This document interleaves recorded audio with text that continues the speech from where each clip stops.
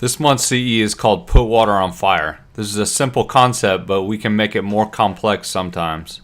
Doing the fire SUV just directs people, which is pretty easy to do when you're dealing with fire. Like, hey guys, right there, where's that fire? I'd like for you to put water on it consistently until there's no more fire. And we want to take a similar approach right here. We want to put water on the fire until there's no more fire.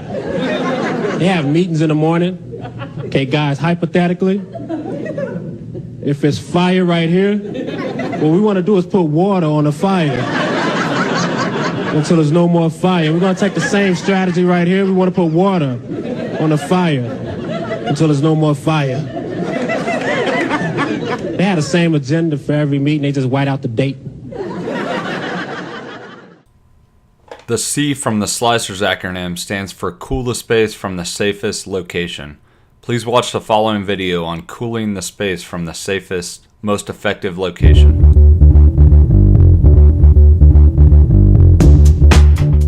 Hi, I'm Pete Van Dorp, Assistant Chief with the Algonquin Lake in the Hills Fire Protection District. I also serve on the advisory board of the UL Firefighter Safety Research Institute. As the first in-company officer or officers are identifying and making a decision on how to control flow paths to and from the scene of the fire, they need to be developing a plan on how to safely and efficiently, meaning quickly, cool the fire. If, during the size-up, the officer is elected to initiate a defensive operation, this may mean positioning lines outside the collapse zone to cool adjacent structures and/or provide points of vantage to address the original fire building. However, if the officer is elected to initiate an offensive attack, the officer will choose an attack posture that achieves knockdown as quickly as possible in order to facilitate a transition to advancing to the scene of the fire for complete extinguishment. Cooling from a safe location helps accomplish three critical fire ground objectives. First and foremost, it improves conditions for anyone still inside the building by reducing the thermal and toxic threat as quickly as possible. Heat and toxic gases are moving from the fire to the victim faster than any human can move.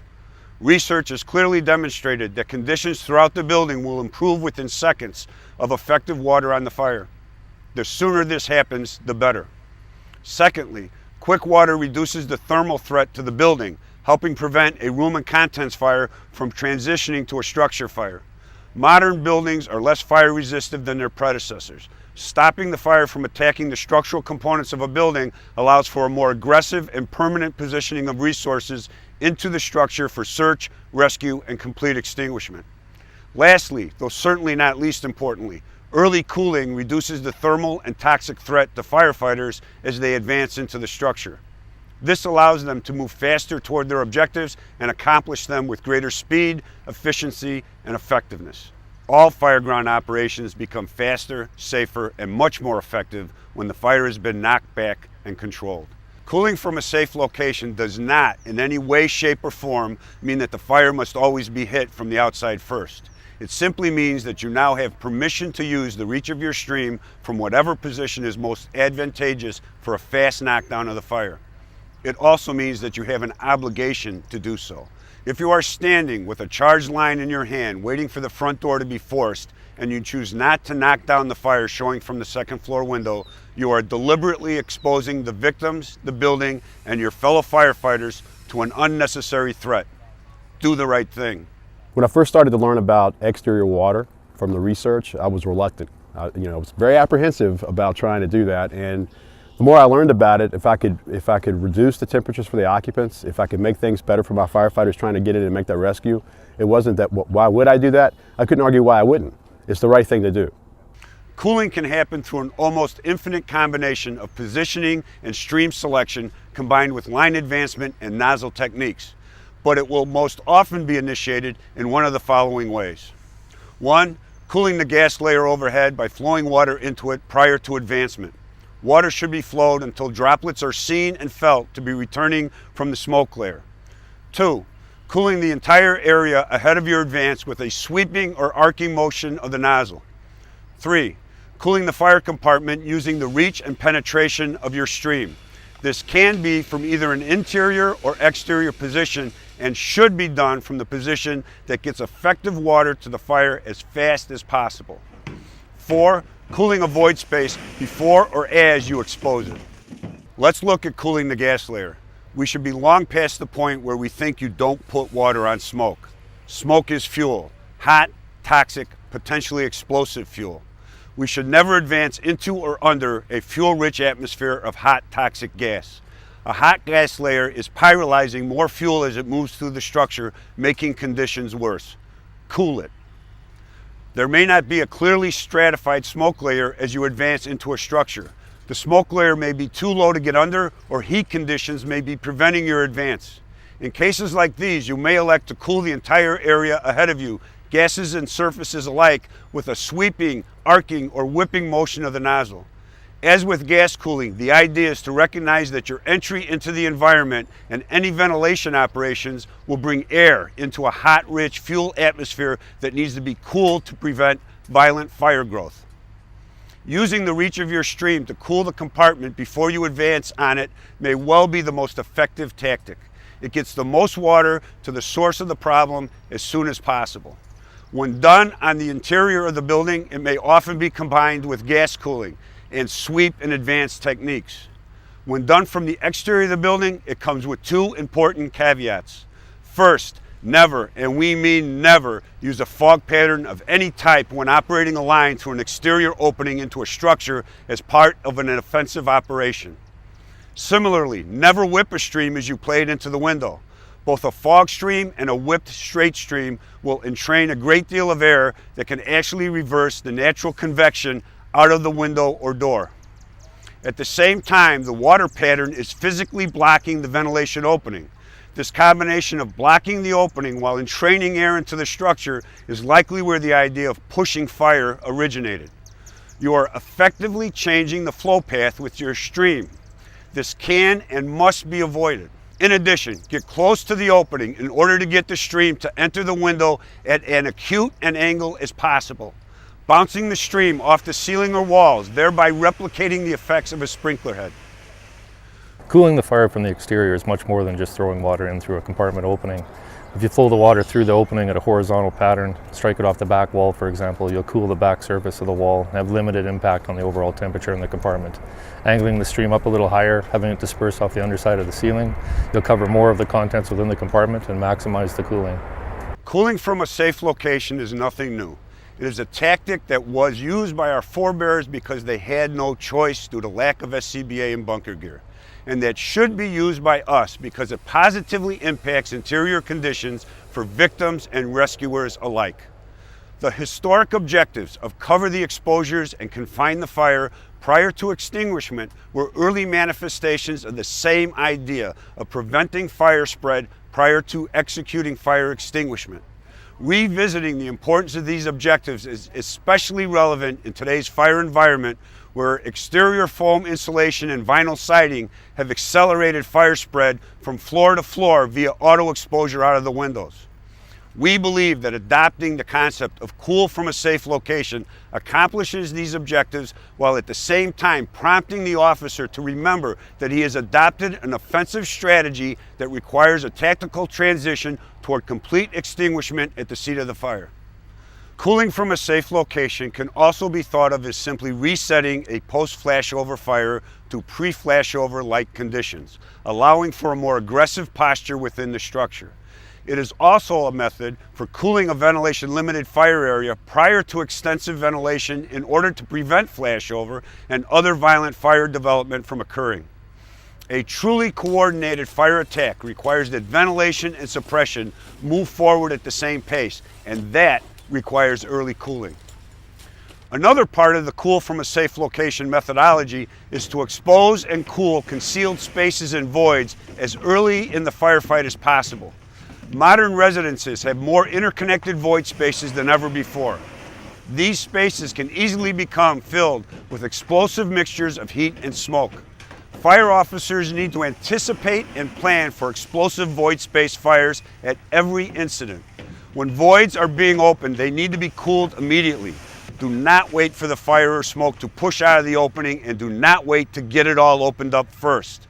Remember, You can't see or feel most of the potential problem yet, so get it wet.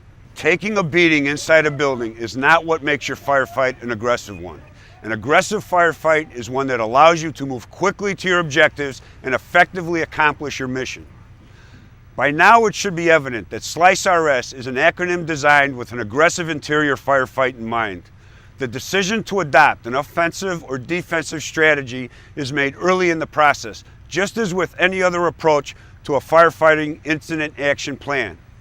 Once the decision to go offensive has been made, the priorities of locating the fire, identifying and controlling the flow path, and cooling from a safe location are designed to help the officer best accomplish the ultimate goal of complete extinguishment. Extinguishment is not an automatic outcome or end result of accomplishing the prior objectives. Modern fires and modern buildings quickly transition from room and content fires to structure fires. The amount and toxicity of modern fuel loads is greater than ever before. The volatility and combustibility of modern fuels and the smoke they produce makes reignition more likely and more violent than in the past. Add these considerations to the traditional list of reasons why we need to get into and occupy the structure as fast as possible.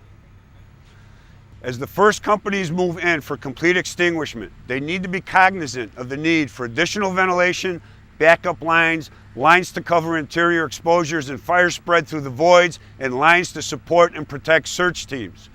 The conditions of the utilities need to be taken into account. The condition of the structure needs to be continually assessed. In short, there is still a whole lot of work to do and a great deal of information that needs to be gathered and processed. The principles of modern fire tech and the SLICE-RS system are designed to assist the first arriving officers with organizing and meeting the critical objectives of the first few minutes of the incident, while making effective use of information and insights gained from recent research into fire dynamics and the characteristics of lightweight construction. As more companies and command arrive on the scene, the operation can and should be fleshed out using RECI-OVS or any other command organization system that meets the needs of the incident. From South Bend, Indiana, this is Pete Van Dorp. Please keep safe out there. So when is the right time to put water on fire? Think of it like this. What if we were talking about a fire sprinkler instead of a hose stream? When would be a good time to turn on or turn off the sprinklers? Would you turn off the sprinklers if crews were inside the building? Would you turn off the sprinklers if a rescue was underway? What if it was a firefighter rescue? What if there was a fire in the attic and there are sprinklers in the attic? Would you ever turn them off? Is there ever a bad time to turn on fire sprinklers? Alternatively, if the sprinklers were already off, when would you turn them back on? Is there ever a good time to turn them back on? Applying water to fire using a straight stream directed at the upper levels or ceiling above the fire is the same as using a fire sprinkler. As long as we're dealing with Class A fuels and runoff is not an issue, there is no bad time to use fire sprinklers or a straight stream used properly. As stated in the Slicers video, look for ways to get water on fire or hot smoke the fastest, safest, and most effective way possible. Just to be clear, you can put water on fire or hot smoke from a window, from a front door, from a gable vent, from a soffit vent, from any hole you create, through a roof or ceiling opening, from the hallway leading to the fire room, from the room next to the fire room, while you're advancing to the seat of the fire, from the outside while other crews are advancing, when there's a mayday or when there's a trapped civilian.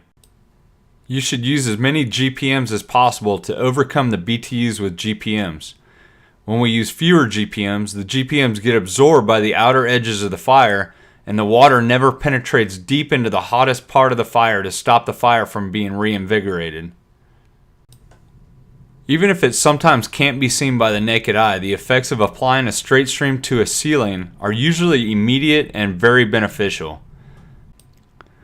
This video is a side-by-side comparison of naked eye view on the left and a tick view on the right. You can see that on the tick view on the right, temperatures are around 400 to 500 degrees at the start of this video of hot smoke coming out the window. When they finally get a water stream on the window directed at the upper levels of the ceiling, You can see that in the tick view, temperatures drop significantly from around 400 to 500 degrees down to around 100 to 200 degrees. The interesting thing to notice is that the view on the left doesn't change significantly from what it was before. There's still a lot of smoke coming out of the window, but it's obvious from the view on the right that temperatures have been decreased and the water did have a positive effect on the fire. The only possible downside to putting water on the fire from the safest, most effective location is that most of the time the fire goes out very quickly, if that's a bad thing. So the big question is, what about steam? Aren't we creating steam when we put water on the fire? The answer is yes. It is true that there will be no way to avoid producing some steam when cooling with water, and humid air does have a higher heat index rating than dry air. Consider the following heat index chart, which shows that 90-degree temperatures at 100% humidity are roughly equivalent to 108-degree temps at 40% humidity. This is due to latent heat of condensation. But whether water is being applied from the inside or outside of a structure, crews will likely be subjected to some amount of steam. But steam at around 212 degrees or less than 212 degrees is not the enemy. Pre-flashover temperatures of around 450 to 1200 degrees are the enemy. Our gear can handle steam temperatures of 212 or less, but it can't handle flashover temperatures. Also consider that less property damage will occur when temperatures are reduced at the earliest and safest opportunity to at most 212 degrees as opposed to 450 to 1200 degrees. Regarding savable victims and steam, if it's probable that there are savable victims in a burning structure, remember, water doesn't push fire or steam into uninvolved areas, but ventilation and improper hose streams do, so use the right hose stream and avoid ventilating hot smoke and steam into unventilated areas. And if there's a victim in the involved areas, the victim is likely not savable. Also consider that nobody would likely avoid using a fire sprinkler with or without occupants because they're worried about steam. One more thing about steam is that it's true that when water converts to steam, it expands to around 1,700 times its original size. In other words, it expands and creates additional pressure. However, the reason why steam is not pushed into other areas of the structure is because as the steam expands to around 1,700 times its size, the hot, high-pressure air and smoke is cooled, and it contracts at around the same rate at which steam expands. So essentially, the steam just replaces the hot air, and no additional pressure is created, and hot air and steam are not significantly pushed into other areas of a structure. Please watch the following video of water being applied to the ceiling above a fire from inside of the structure. At the Fire Academy, we've applied water to the ceiling above the seat of the fire from the outside of a structure with people inside the building many times without any negative effects.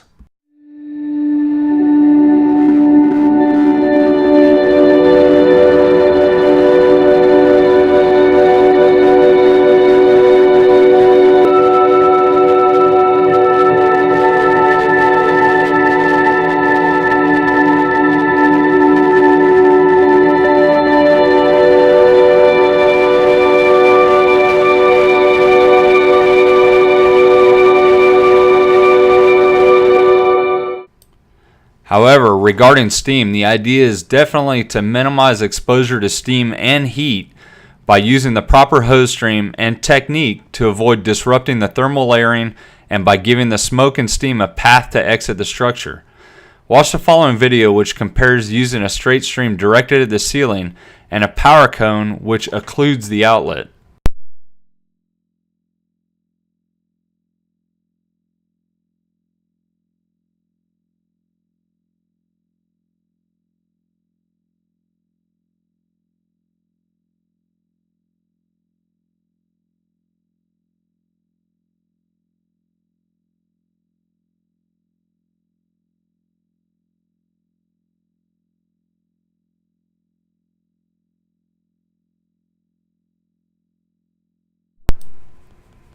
Also watch the following short videos which demonstrate the effects of getting water on the fire at the earliest moment from the safest, most effective location. Oh yeah!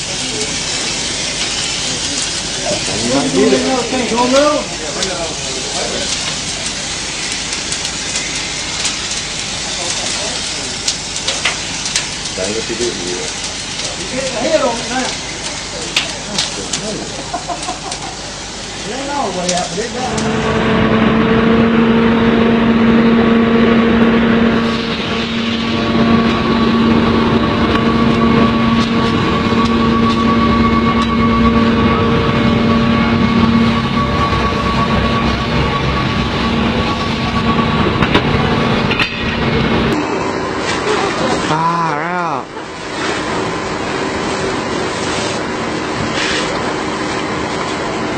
Where's that fire going?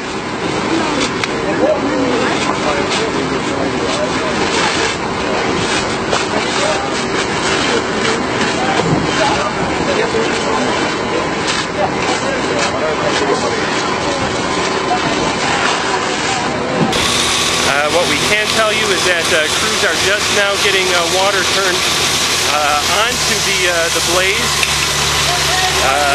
and we will have more information for you as it becomes available here on WXRO later in the afternoon. Thanks.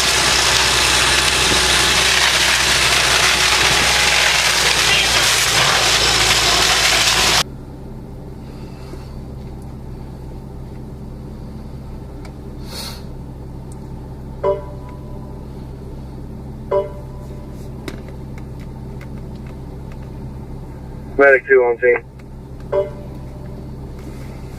Medic 2 on scene. Charge hydrant when you're ready.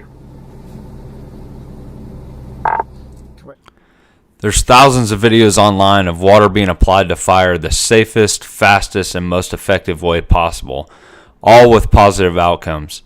You'd be hard-pressed to find any video anywhere of water being applied to fire and having any kind of detrimental effect. For more information, go on YouTube and type in keyword search transitional attack or LA County Fire Department exterior water application. You can also look at ulfiresafety.org and look at their latest research, which is ULFSRI releases Part 3 of Fire Attack Study.